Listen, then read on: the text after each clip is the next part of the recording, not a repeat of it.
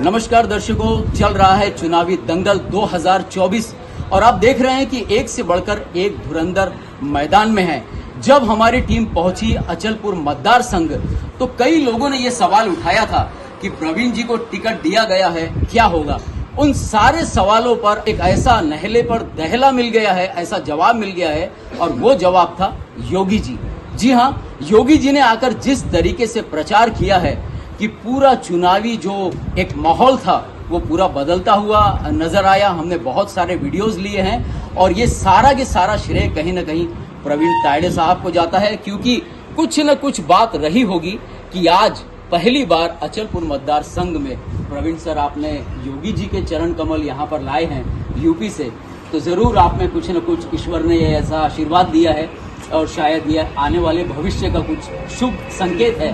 तो हम जानना चाहेंगे कि ये जो इतना बड़ा कार्यक्रम सफल हुआ उसके पीछे सबसे पहले आपने वो कौन सा प्रयास किया जिससे योगी जी प्रभावित हुए और यहाँ तक आने का उन्होंने समय दिया।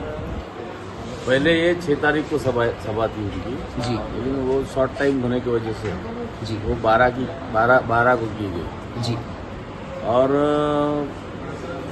मैं एक सामान्य परिवार से, जी, किसान परिवार से ताल्लुक़ रखता हूँ जी, और भारतीय जनता पार्टी का कट्टर कार्यकर्ता हूँ और गए 5 साल से मैं काम कर रहा हूँ।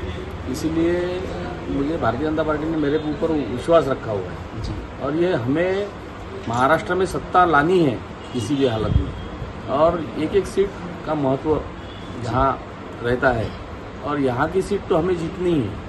तो इसीलिए पार्टी ने भी ये सोच विचार करके जो सबसे बड़े योगी जी बोले तो महंत है जी, और उनके पैर हमारे अचलपुर नगरी में लगे तो पूरी भीड़ उमड़ पड़ी। पूरा शहर खाली, पूरा जिला मतलब मतदार संघ के लोग भारी मात्रा में यहाँ पे आकर उनके आशीर्वाद लिए। जी सर, एक और हम सवाल जानना चाहेंगे कि एक ट्रेंड सा चल पड़ा है भारतीय जनता पार्टी में कि वो जब देखती है कि कोई कार्यकर्ता दमदार है तो सीधा उठाकर उसे बहुत बड़ी एक अपॉर्चुनिटी दे दी जाती है, बहुत बड़ी जिम्मेदारी दी जाती है। जैसे कि हाल ही में मध्य प्रदेश में दर्शकों जो चुनाव हुआ, आपने देखा होगा कि कैसे रातों रात एक कार्यकर्ता मुख्यमंत्री बन गया और आज बहुत बेहतरीन तरीके से वो काम कर रहे हैं मोहन जी। तो आइए हम जानते हैं कि जब आपको ये टिकट दिया गया तो उस समय आपने कैसा महसूस किया। देखिए, भारतीय जनता पार्टी ऐसी पार्टी है जो आम लोगों की पार्टी है जी।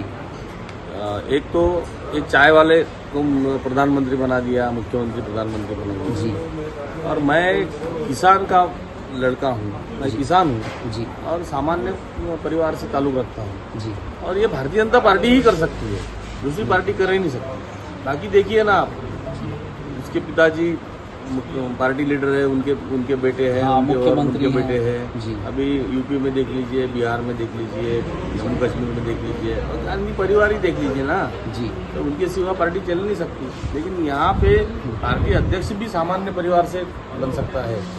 जेपी नड्डा हो गए, अटल जी हो गए, लालकृष्ण आडवाणी जी हो गए, राष्ट्रीय लेवल पर और प्रांतीय लेवल पर भी ऐसा ही है। सर, हम आपसे ये जानना चाहेंगे कि जगह जगह इस बार भाजपा के लिए एक टक्कर जैसा माहौल बनाया। जैसे अभी हम मुंबई में थे, वहाँ कवरेज करने के दौरान हमने देखा कि आदित्य जी के सामने मिलिंद देवड़ा को उतार दिया गया है ना। तो कैसा आप समझते हैं, क्योंकि राजनीति तो हर जगह जुड़ी हुई है, तो आपको क्या लगता है ऐसी जो सीटें हैं वहाँ पर भाजपा किस प्रकार से काम करेगी और आपको क्या उम्मीद है उसके प्रदर्शन की।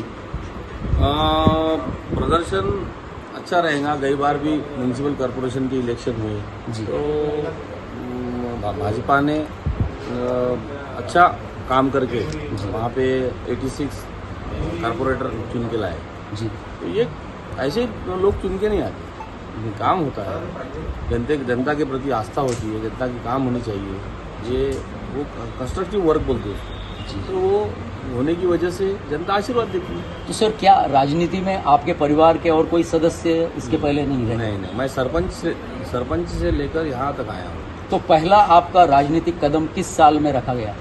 मैं 1997 में जी, शाखा का अध्यक्ष था जी, गाँव में। जी, बाद में से करते करते मैं तालुका तक आ गया, जी, सरपंच बना जिला परिषद सदस्य बना। जिला परिषद सदस्य मालूम है? जी जी जी बिल्कुल बाद में मुझे गठन नेता बनाया गया। जी बाद में जिले का संगठन सचिव बना। जी। बाद में मुझे विधानसभा का दायित्व दिया गया जी। और अभी टिकट दिया गया। तो सर अगर आप इस समय लगभग माहौल जिस प्रकार से है, लोगों को बहुत सारी उम्मीदें हैं आपसे, तो अगर आप चुन के आएंगे तो वो पहले 3 काम कौन से हैं, हमारे दर्शक जानना चाहते हैं।